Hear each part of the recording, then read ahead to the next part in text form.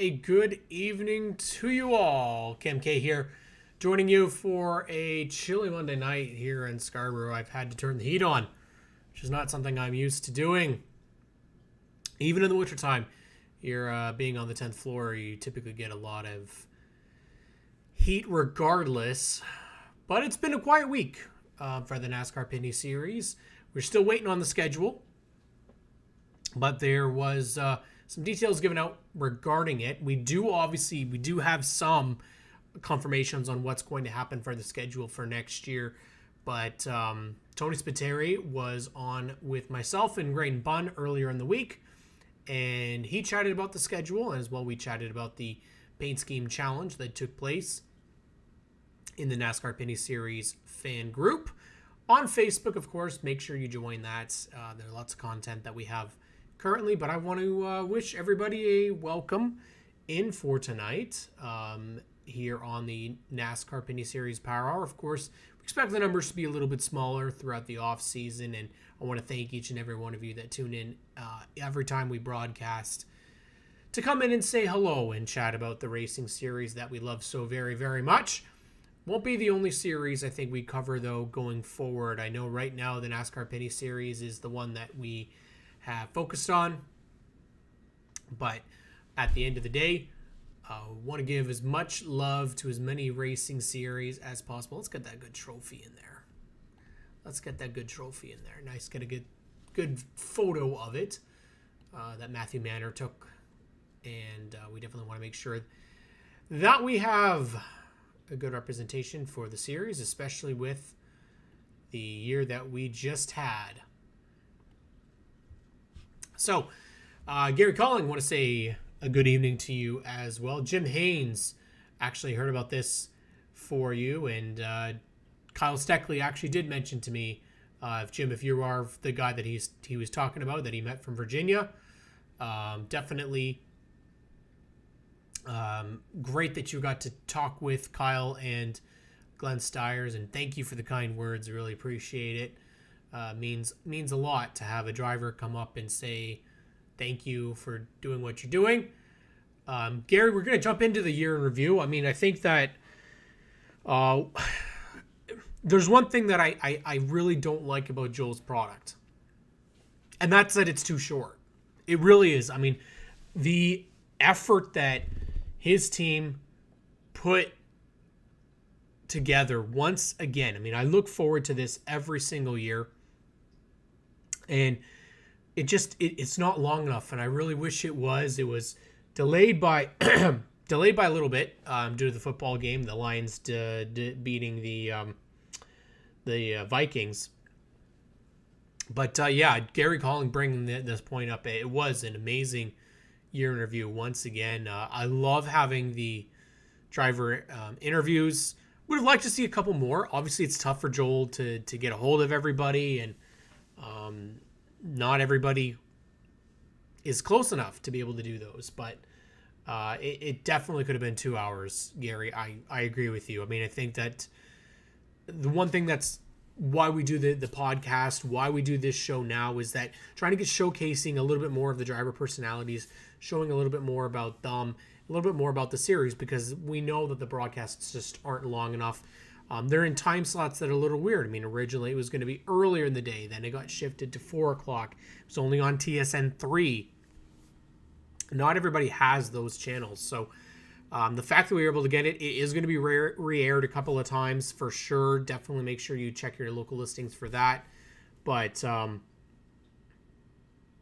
thought a really touching tribute to end was mentioning that Marc-Antoine Cameron started from Brandon White and made his way to being a champion. And I think that was a very classy move. I mean, not that we wouldn't expect anything less from Joel Robinson. Yeah, Gary, the banquet I would have appreciated. And I'm kind of hoping, and I know that it's a big deal for the champion to go down to the United States and be with the other champions, including ARCA and then the Cup Series Championship banquet. Like, that's pretty cool. But I think that Canadians deserve to have a banquet here. I think that would be something that Would be very cool to see drivers from across Canada make it in. And one thing that's very noticeable for that is that's a big thank you to the partners in Canada, because I don't know how many partners from Canada are invited to the banquets in the United States.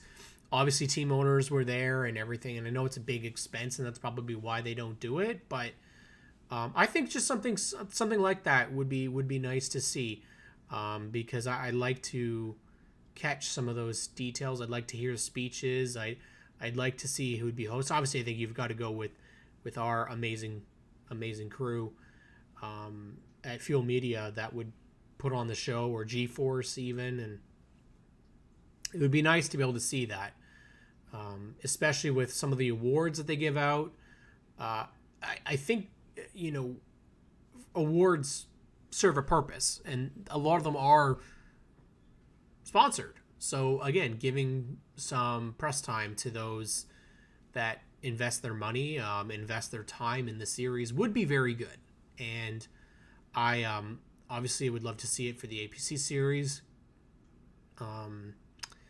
Superstocks, I think all of those banquets, if we don't have the ability to have them streamed live, well, then on a tape delay of some sort would be beneficial as well. I mean, NASCAR banquets were a big thing, and I think it's nice to see everybody that works so hard to, and I think that's the thing too, is there's people that have worked so hard all year round, years and years and years, and that would be a way to do it, right? It used to be at a hotel near the airport. Top cars would be in the hallway, and championship car was in the room.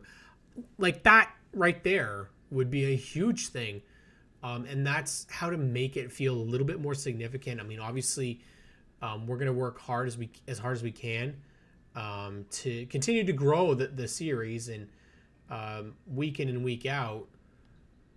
If we can put that type of stuff together, that would be more to a benefit, obviously. And you can't always expect that stuff is going to come back like that. But I think with the people they have in place, you could probably do it. I think now, if I'm being honest, I think there's probably not as much support to do that, just off the cost alone. If the budget that NASCAR's allotted isn't there, I'd rather budgets go towards the weekly shows, the purses, than putting on a banquet. But, I mean, you're getting to a point where we've got,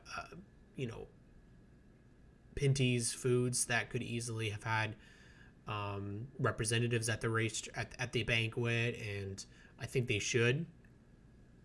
General Tire. Obviously, you've got to count the big partners on the race cars, and including contingencies. One thing I'm very curious to hear about is whether or not we're going to have some new partners with the series for 2023. It sounds like there's some stuff in the works, which is great. Yes, it was me. I recognized him because the interview you gave last week was surprised. He was surprised from being in the U.S. that I watched. Had to tell him twice. Great kid, though, isn't he, Jim? We're talking about Kyle Steckley, and he surprises me, Jim, with his maturity. For being 17 years old, a really good kid, and I think future star in the series. I think him with Trayton Lapsevich. Obviously, I think at PRI, having multiple names from the Pinty series there would have been beneficial. Same with Motorama. I think Motorama is... we didn't have any Pinty's representation last year, but I think you should have, at least, if you can, most of the Ontario crowd there. Because that's a way to make it as big as possible. I can't speak to any other Motoramas. I've only been to one. So I know that in the past they have been there. It is a great thing. And Glenn Stiers is, Jim. Glenn Stiers, Jim in the chat is mentioning that he was great, and Glenn was a lot of fun. Glenn Stiers is definitely up there, and the year in review actually showed how much Glenn Stiers cares about this, and his reaction to getting NASCAR to come to Ohsweken Speedway He was emotional, and that shows just how much he cares. And I think Glenn Stiers has done amazing things for racing in Canada, and I think he's just getting that recognition. And what he's doing for the NASCAR Pinty Series is going to be great as well. I mean, I think there's going to be some changes that are going to be happening with the Ohsweken race. We already know that Glenn's been hard at work, still working. They're still working on Ohsweken Speedway. Clinton's been posting, if you've seen on the channel so far, that they're still working in this offseason to try and continue to improve Ohsweken Speedway. I think a lot of people would hope that Glenn would get up and be able to get Jukasa Speedway open again. I feel like Jukasa's, it's still got some life in it. We know that it's been open for some test days and it's being maintained, so it's not completely gone yet. It's just a matter of finding people to be able to run it and fund it and have it open. I think one of the things that would be very critical if we were going to be able to get Jukasa back is that they're going to need to probably run weekly. I don't know if that's even possible with the cost that it is to run, but for sure there's definitely a lot of things that they've got to work on if they want to continue building week in and week out. It's the honest truth here. In terms of what track people want to see, Jukasa's right up there with a couple others. I think you'll see a couple others actually, more or less. I've seen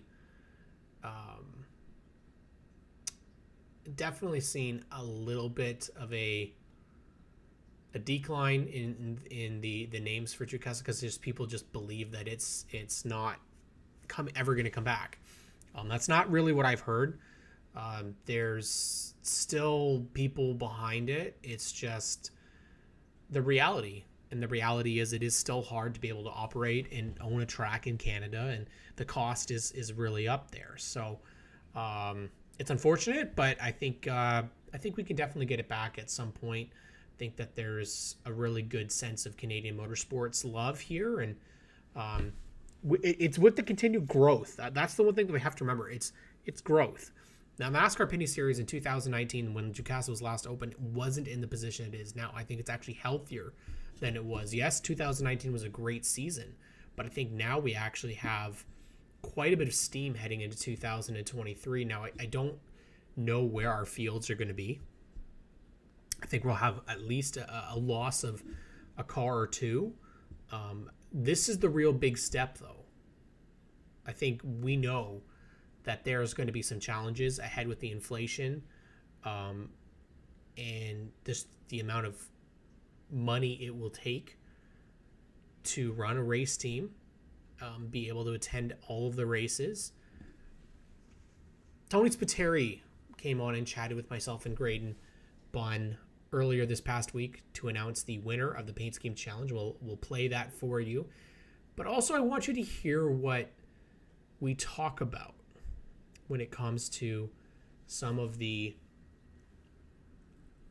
news regarding the schedule, and hear what Tony has to say, because I think he's hinted at something very, very, very interesting, and I'm pretty sure people would want to hear it. So let's watch the interview with myself, Graydon Bunn, and Tony Spiteri, the new NASCAR GM of the Pinty Series, and we'll talk about it afterwards. Hello, everybody in the NASCAR Pinty Series community Facebook group. Cam K, one of the co-hosts of the Stickers and Scuffs podcast. Graydon Bunn is along with me. I guess I'll go this way. Graydon Bunn is also along with me, other co-host, and GM of NASCAR Pinty Series. Tony Spiteri is here because we've got some exciting news for our Paint Scheme Challenge, which we threw out a couple months ago, Tony, and which been a real... Honestly, blew me away with the amount of response that we got in that group. It was shocking to me. We ended up 150,000 views on those posts, which turned up to be, that's the most successful that we've had in the group. Over 5,500 votes with all those And I definitely want to throw out the biggest battles that we had. Definitely Brandon McFarland versus Matt Shirley was probably my favorite thing to watch. Atlantic Canada versus Western Canada. That was 14,000 votes in that battle. That was absolutely crazy. Sorry, 14,000 views, 500 votes, which is a lot for just one person to count. I realize that maybe next year I will just use the polling, program, so I don't actually have to physically count them. You physically counted those, eh? Yeah, unfortunately. That's why the pet toy is great. I guarantee it. That's why. For our viewers, you need to actually step up and ask Cam about the pet toys he has sitting on his floor, because it's a good story. Yeah, it's a really good story. Aaron Turkey, Glenn Stiers, as well. Two good boys. Ray Morneau Jr.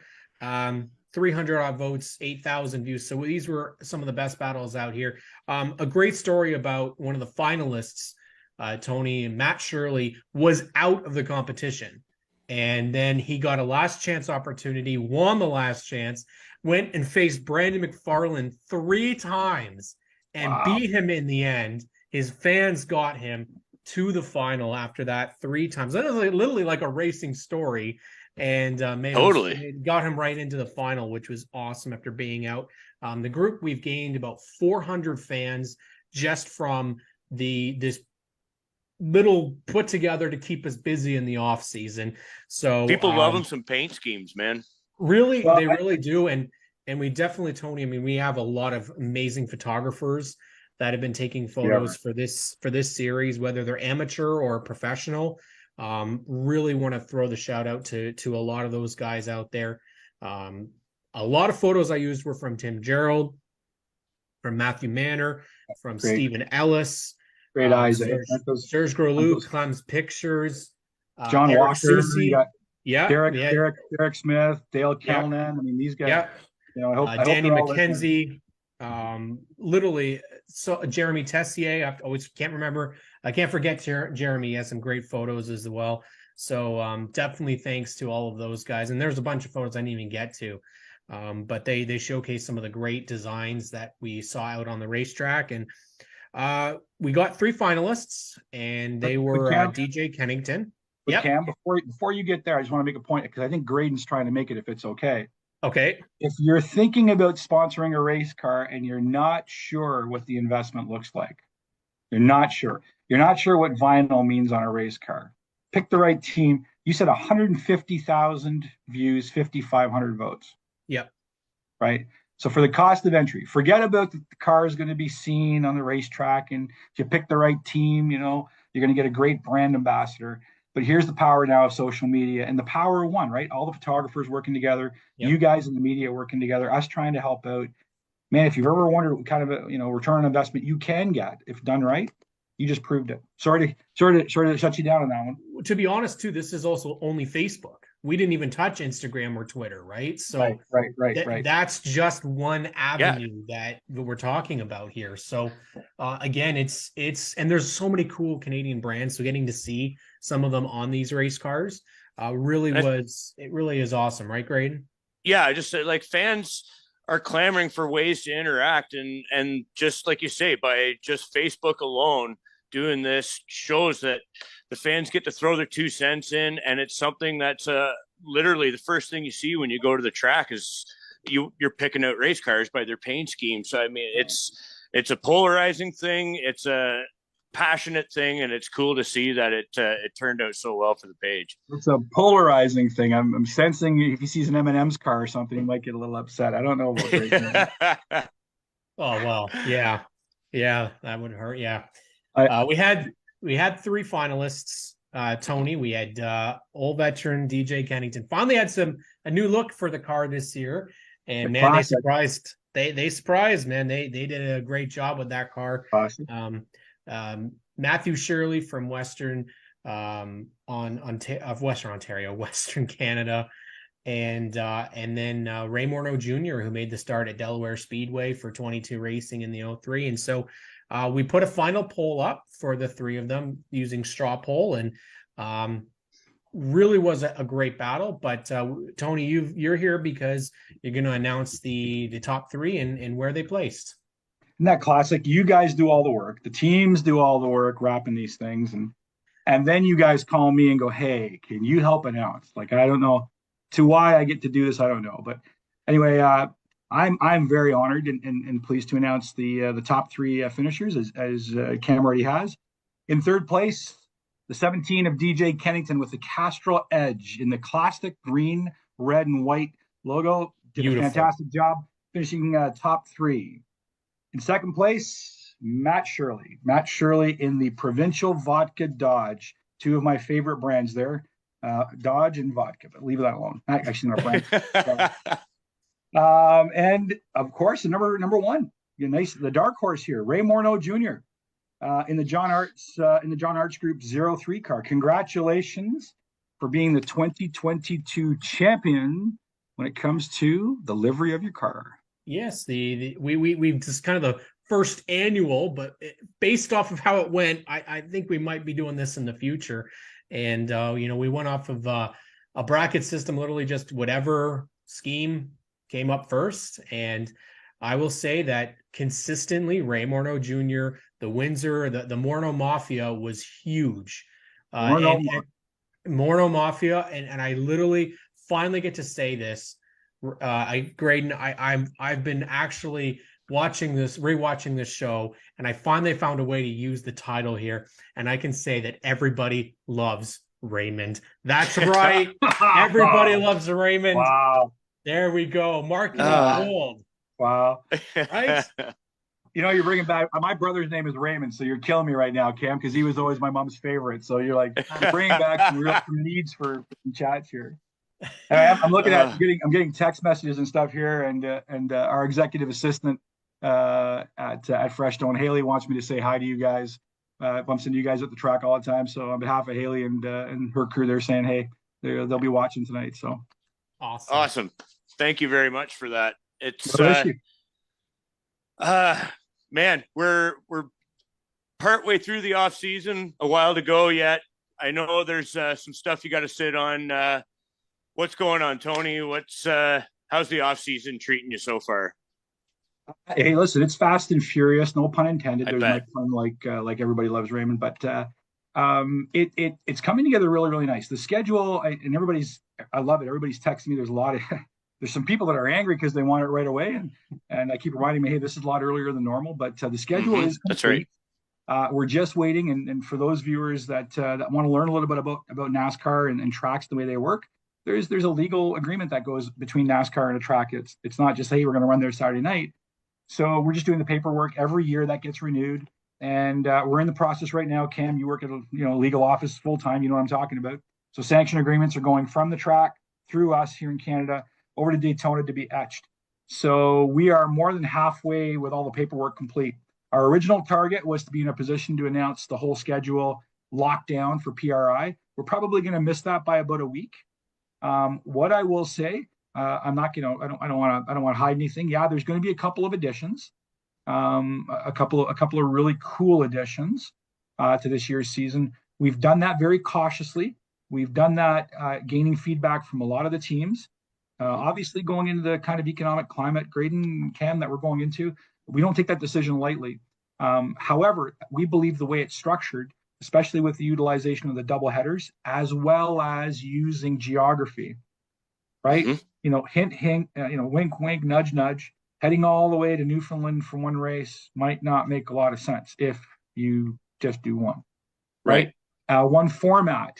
If we were building cars just for road courses for one race, I don't think it would make a lot of sense to do it economically long term. So I'll let your mind wander. I'll create a little bit of suspense, but I want to say it to all of our viewers, all of our partners, and more importantly, all of our teams. I'm talking to virtually 2 or 3 of them a night.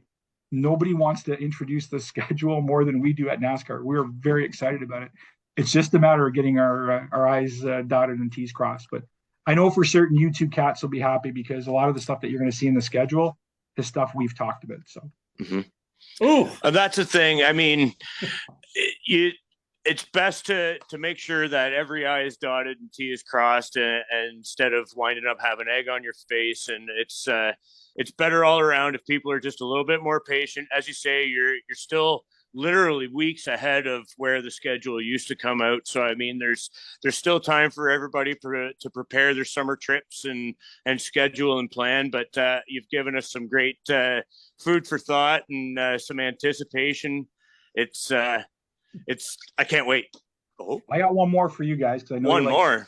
I know you guys like scooping. I know you like scooping the industry. Tad. The one thing that I think you are going to want to share with your viewers is we will be in a position to announce the 2024 schedule in the summer of 23. So we have engineered stuff. You know, we've heard the teams loud and clear, and we want to be in a situation just as effectively to sell sponsorship and give our partners, the teams and the drivers, the opportunity to sell a long season. I want your viewers to understand this. This is the reason why we worked so hard here. And a lot of you guys saw me at the racetrack way before they ever announced me. I was kind of doing that on my own dime. And my rationale was, man, if we could just ever get to the point where all the teams and the sponsors knew about what next season was going to be like before budget season. You see, here we are. Yeah. We're going to launch the schedule. We literally had this conversation on Monday, Tony. The two of us. So here you are, right? You're launching the schedule, and you and I, the three of us, are all happy that we're launching this schedule now, and it's way earlier than before. That's great. Except when I was sitting on the other side of the desk, coming to me in November and December with a proposal doesn't do anything for me. I've already cut my budget in September and October. I'm presenting it to my board of directors, to my owners, to my shareholders. I'm presenting it in November, right? You know what I mean? Yeah. So at the end of the day, we'll be in a position in the middle of summertime to be able to hand out that schedule and say, here's where we're racing in 2024. These are the dates. Those sanctions are already signed. And then here's the cool part. Now we can bring the sponsors to the track while we're racing and show them what they're investing in, right? Yes.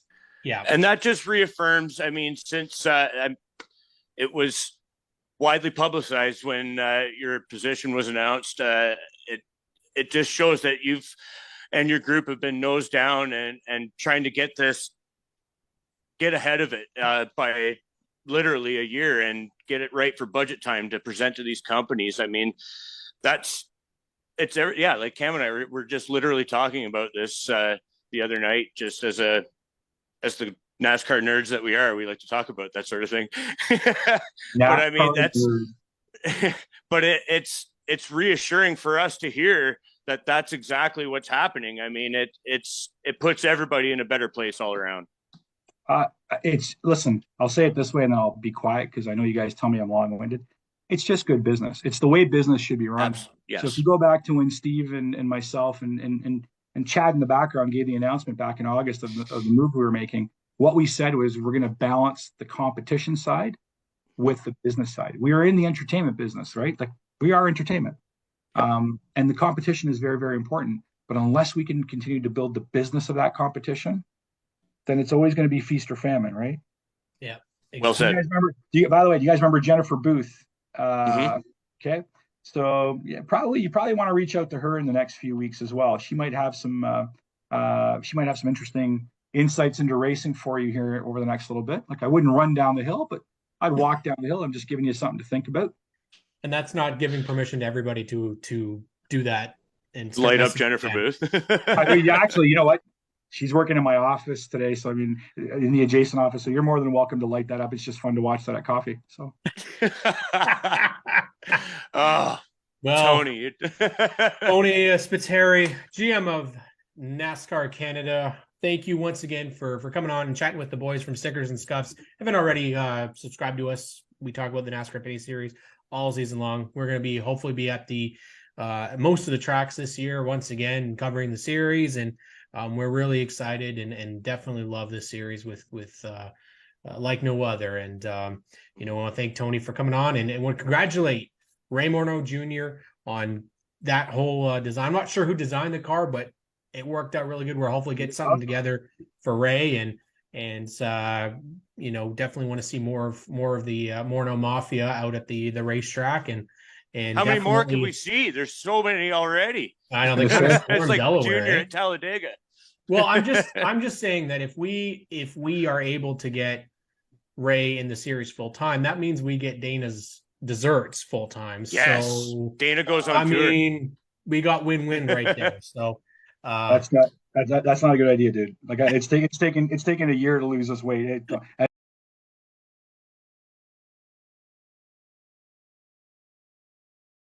lots to unwind with that. Tony is able to tell us without telling us what we need to do. We need to read between the lines. And this is the reason why I wanted to replay this. Obviously, I want to talk about thank you to Tony for coming on and speaking with myself and Graydon Bunn last week to talk about the paint scheme winner, but also to talk a little bit about the off season. And one thing that was very noticeable in that conversation. Okay, let's take away what he mentioned. Okay, trying to make some sense of things. So if we're going out to a certain place, maybe we don't do just one race. Well, Wes pointed something out here in the chat. So that certainly sounds like going back to Riverside or a doubleheader in Newfoundland. So, and there is multiple tracks in Newfoundland that you very well could go to.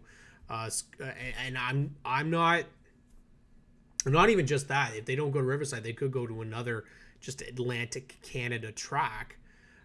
So it definitely is possible that there's some more on the horizon when we go out to Atlantic Canada, and I know Rieger would definitely be happy about that. But when we talk about it, you're going all that way out there, you might as well do a second race.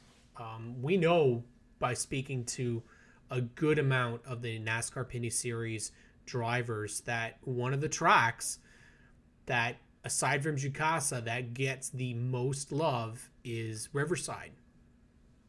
It's been compared to it's been compared as the Canadian Bristol. Obviously, you've got the big race, the Oxford 250 that takes place out there, but I mean, there's a lot that I think if the series being in a little bit better in a little bit better shape than it was when we were initially going to Riverside, maybe that'll help. And if the costs are able to get brought down a little bit, I mean, that would be the place. I mean, I don't know logistically how they're going to do this. It would probably need to be something like what we do in Western Canada, where it would be a race on the Saturday and then a race on the Tuesday. I think. I've not been before, but Riverside is one of those tracks, along with Eastbound Park, that I would want to go to. Hopefully the weather would be a lot better than it was last year at Newfoundland. They were struggling to get dry. It rained, but they did get the race in. I think that would be the goal, is if you're going all the way out there, we would do that. Now, Gary mentions West could see one more out there making 3 tracks. Gary, I'm curious what would they do though? Would they go out and do another? They would have to do another oval, right? Like they wouldn't go and do a road course because you need a road course car. So does that not mean Penticton Speedway, if there's going to be one? I mean, I think, and I mean, Rieger says any track in New Brunswick or Nova Scotia would be heaven to my ears personally and logistically. I mean, we've not gone to Scotia Speed World before. I know there's another track. Rieger probably can help me out. I can't remember the name right now. There is another one. It's Scotia Speed World and 660 or Petty. I think Petty is one of them too, isn't it? So, like, if it's up to me, I would go to Penticton Speedway. I know, obviously, Area 27, if you're going to go all the way out to BC for a road course event, that would be the premier choice. Gary says maybe Edmonton. Well, we already do go to Edmonton, but maybe you're saying there's another race in Edmonton, because we already go to Saskatoon. Edmonton is already confirmed for next year. They've already confirmed that we're going to be back there. Also, was also confirmed Granby. So again, take what Tony has said here in terms of, okay, does it make sense to have a road course car or, use a car for one race? Well, we've already gotten confirmation from the Quebec side. I can't remember the exact article. I believe it was maybe from Michel Tessé at Lavoie, which has basically said Autodrome Granby is going to be on the NASCAR Pinty Series schedule for 2023. That is another dirt track. So all of a sudden now you're not building a dirt car for one race, you're building it for two. So that might be a little bit more enjoyable, maybe a little bit more useful. And then all of a sudden, it's not just who's going to show up at Ohsweken, but who's going to show up at Ohsweken and Granby. I think you're going to have a lot of Quebec drivers locally that are dirt competitors that are going to want to be at that Granby race. I don't know so much about the facility, but I know that they are part of the NASCAR, at least right now, I believe they're part of the NASCAR weekly program. So that's another place which we're going to be looking at. So I think the big question right now is what's going to happen with that Atlantic Canada schedule. Because remember, what does Tony say? He says additions. And he didn't say one. He said a couple. Well, we had 13 races last year. I think probably your limit is going to be 15 races. I don't personally see going 15 or more. I think that's a stretch. It's a stretch already at 13. We had drivers that weren't able to do the full season. If Super Dirt Week is there at the same time, Gary, that's going to be great. It didn't have the scheduled date, so I don't actually know. At Granby, they just announced that it would be there. They didn't say what date it would actually be. It would have to be near. I would assume it would have to be near Ohsweken, probably, if you're going to go into the habit of building a dirt car for more than one race. You would think that they would run them within relative close times. But if it is, again, like you said, that would be a huge thing. And I think we've kind of noticed and known that the Quebec fans want another racetrack. I mean, it's absolutely true. Rieger, that's the interesting thing, is he did not say subtractions. If you hear when you go back to what he said, Tony does not say there's going to be some subtractions for next year. Now, if there is, I don't know what goes. Obviously, we already know Ohsweken, Edmonton, they're staying. We know GP3R is staying. We know Eastbound Park is staying. I think CTMP was confirmed by Caitlin Patrick and Todd Lewis on Racing It Out. On their podcast, they pretty well confirmed CTMP would be back. I can't see Delaware going anywhere. So all of a sudden, you've got a huge chunk of tracks that are confirmed. Now, where there could be some changes in terms of tracks, we already know. Now, ICAR would have been a question mark for me, but they've confirmed. So ICAR is back for 2023. That is going to happen. Their race, I believe, is going to be at the end of August. So it's pretty well where it was last year. Where there's going to be some interesting tidbits is where races are going to be. They ran Ohsweken on the Tuesday last year, so why not have something on the Saturday as well? I mean, I think that would be a way to kind of have multiple races in the same week. Might actually help. It's hard to say. Like I like Gary's point though. Like I'm gonna go out and say I want to see more I want to see more Ontario racetracks as well, just because the hub is still here.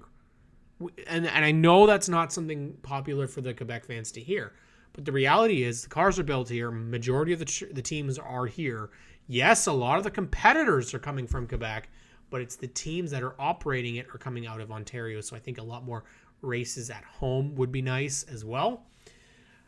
Wes says, I feel August will stay the same for racing for Pinty's GP3R Ohsweken and then ICAR. That sounds about right. I feel Granby could be June, maybe. Oh, sometime after Labor Day in the Fall Brawl. The only question marks I really would have then would be Sunset or Toronto. Toronto is the hub of Ontario. We might not be popular for people to hear, but that is the kind of the place where you're going to want to keep a race.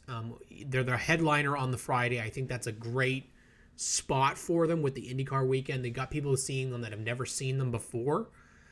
So I would definitely keep that on the Friday. Sunset's the only question, but again, they're normally the first race of the season. CTMP is up there as well. I'm very curious about that because the APC series starts, I believe it's May 20th. And that might be either the week before they ran last year, or it was the same Pinty's weekend last year. And I've said it before, I'd love a Saturday show for the so Gary Calling is confirming that the Sunset will be the first race. So again, if it is the first race, which Gary Calling has confirmed here, then when is it? Is it going to be the day after the APC series race? Then all of a sudden that weekend is becoming a very, very big thing, just like Delaware. So all of a sudden now we're getting and building some really, really big marquee events here with Sunset to start the season and having Delaware to end it. I think that's a very, very solid thing to do. All of a sudden you've got Ohsweken still doing what Ohsweken does. Yes, Riegser, that would be true. Granby is a dirt track. That would mean two dirt races. May 20th is the long weekend, so that will still be CTMP. Yep. So that will be CTMP. So then maybe we're going to have the week before will be Sunset Speedway.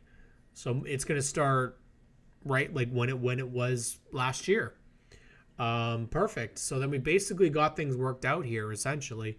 We just need confirmations. Really, that's what's going to be on when and the dates that things are going to happen. All of a sudden, we're not going to have 13 races. You're looking at potentially 15, right? So now all of a sudden, this championship is looking pretty stacked. Now, where there's going to be some discrepancies is whether or not we're going to be able to get full-time drivers and full-times, unless Delaware is first and last. Now we're talking. Gary Calling he's probably got some hidden knowledge here. Maybe Sunset is no bueno, and maybe we go back to Delaware.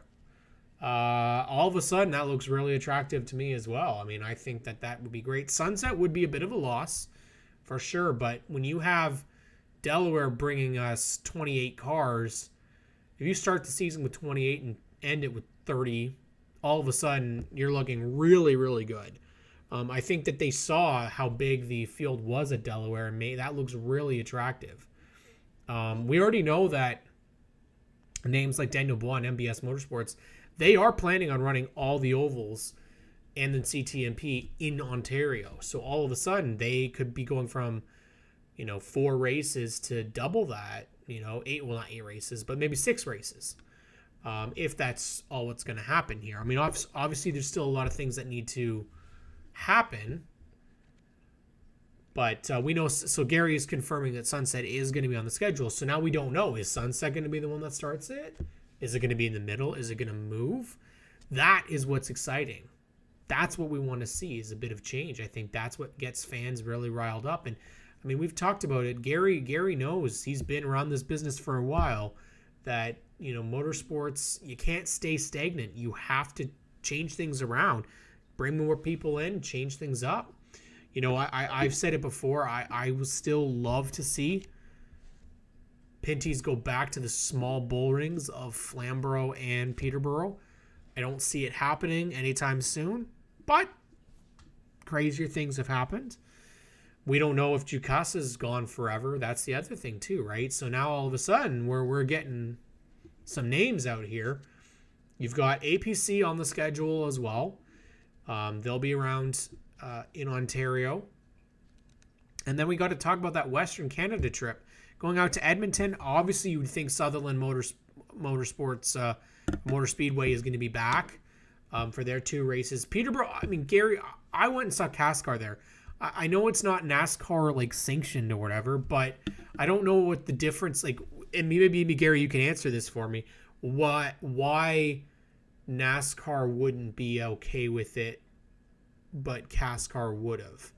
And I don't know if it's just because it's got an open side. It doesn't have enclosed walls all the way around, but we did race at Flamborough, which has the pit pull off, or like the garage pull off. If it's just sizing thing. Shannonville is another one, Gary. That's I've heard they've got ownership there that really does, want to make that facility even better. I have not seen a race at Shannonville. I think that would be very interesting. A lot of people go there for track days. That's a good way to get people interested. So there's options here that would help within the Ontario crowd. Now, I've said it before, again, Ontario Sportsman Series, small series. But cars very similar. They had them going to some of these small bull rings as well, partnering up, adding hopefully more cars to the repertoire. Calabogie, I've been told, Gary, would be a choice, except that they have noise restrictions and they're not allowed to have certain noise past a certain time. So it's apparently the same for Mont-Tremblant in Quebec. But I mean, we could talk Montreal is another one, right? So we're getting to some places here. Even though it's definitely unlikely, I would faint if they surprise with a Circuit de Villeneuve return. Riggs, I don't know about this year, but what's interesting is possibly next or the year after. One thing we have to hear about what Tony said there is they're hoping to announce the 24 schedule in the summertime. That is so crucial. That is what's so important for this series to be successful, because the one problem that we have is people looking for funding when people's budgets are already done. The reality is budgets are normally put together in September. That's a big, big deal, because now all of a sudden, if you announce it in the summertime, you have almost a full calendar year to get your sponsors, to reach out, to get meetings, to do whatever you can. It should help. Honestly, I think that would help, giving as much time as possible. I think when you have constant unknowings of what's going to happen with the schedule, where you're going, it makes it harder. Now, one thing that we have to realize here, that yes, while going to other provinces is good, it is also a lot harder for those smaller names to be able to make those trips, because they don't have a sponsor that is going to be able to pay for them to go out all the way out west, or all the way out to Atlantic Canada, or because those partnerships don't do business in those provinces. Perfect example, let's take Larry Jackson's O'Neill Electric. O'Neill doesn't do business out in Western Canada or in Atlantic Canada. So why would they want to fund races out of province? That's why doing something important in Ontario, whether it is a mini championship, something along the lines where it actually means something, it's more important to those guys. And that's the real struggle that this series is going to have, because you're asking guys that don't have multi-million-dollar budgets to be able to go out and race from one side of the country to the other side. Now, obviously, some teams have been doing this for years and they're really well adept at it, and they've got the budget. They know how to do it. But we're also increasing the schedule size based off of what Tony has said in our interview. So now all of a sudden you're looking at increased costs, not to mention we've already talked about inflation. They're going to have to do a lot of lowering of those costs. Obviously, TV is going to be a big part of that. One thing that somebody had posted in a poll was, I want to see a live race again, flag to flag. Not an easy thing to do. But if you're going to do it, Riegser has talked about Circuit de Villeneuve. That's the place to do it. We've already got, we have one race that is broadcast on all these races are broadcast live online, not with the full bells and whistles, but they are broadcast. Years ago, they would not have any broadcast. I think one of the things that they have to focus on, if I'm the rest of this team from Tony Spiteri for the rest of this year, heading into next year, your timing and scoring 100% needs to be fixed. Your website needs to be completely gutted and redone. I think we need weekly content, whether that be through a fan page like what we're doing right now in the Pinty's community page, or whether you build some sort of effort. Once again, Toronto Indy could be done again. Gary says done, like I'm guessing like it's done, which I could see as well. That's the other thing. Like I think the reality is it's a big event, sure, but it's not really the biggest event for the series. It's more of an IndyCar event. Now, obviously, I think that exposure and stuff, it could have been done a lot better, unfortunately. Oh, could be done again live is what Gary's saying. Okay, so there's an option. And the good point that Gary has there is you already have broadcast television there for that race. So it's not entirely out of the realm of possibility to do it. You have to get out of that area, sponsors to... You have to hope to get that out of area sponsors to get exposure through TV and social media done properly to make all the travel work for all the sponsors. It's true, Jim. But again, at the same time, if you have a small business that only does work within the GTA, for example, they have no. Why would they go all the way out to another province, right? If they're not doing that business there, it's about the businesses that they need to get on these types of race cars need to be ones that do business all over the place. And that's what we've seen. Obviously with a brand like, say, Castrol or WeatherTech, Napa, those are countrywide. Those are the types of companies and partners that will benefit. I'm not suggesting that we get rid of those small time companies. Absolutely not. But when it comes to being able to afford to go out, you got to be looking as big as possible. Now, Tony did say that they've got some good things coming. I believe they've got some new partners that are potentially coming into the NASCAR Pinty series. That's what you want to hear. I think there's a lot of great potential here. I mean, a perfect example, I didn't even hear before, but the person who dropped the green flag in Toronto was from Tim Hortons. Something we haven't seen in the series since the Lapsoviches was the Tim Hortons involvement. I think you've got to go big in Canada. Canadian Tire, Rogers, Bell, the guys that have a ton of money. Riegser says, the media stuff is why I've applied my own version. Give us 2 Atlantic Canada races and my idea chart will turn into a family grocery list. There you go, right?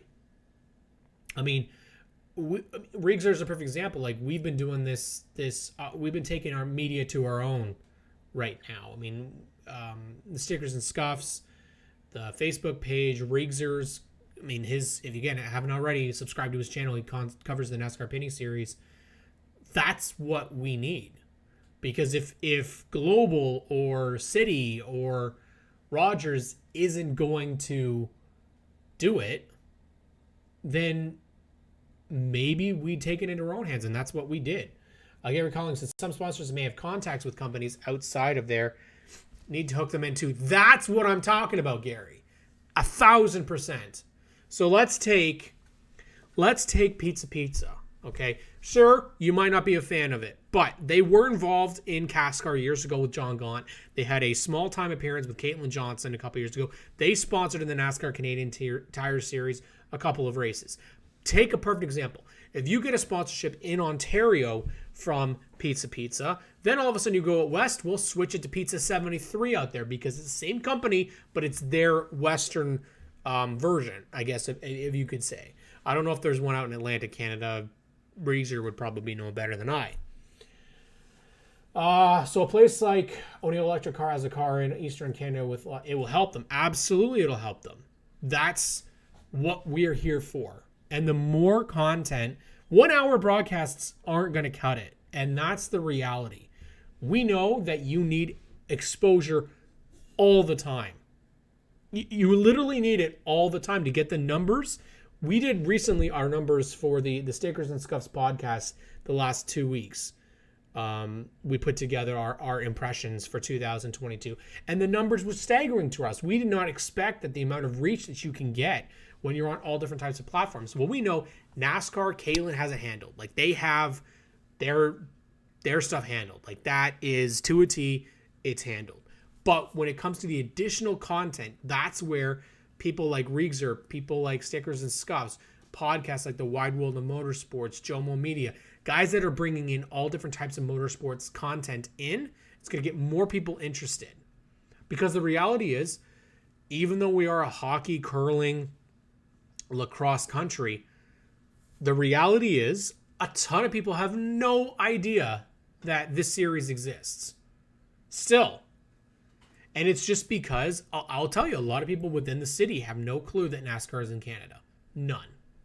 Never heard of it. We're going to fix that. Bit by bit.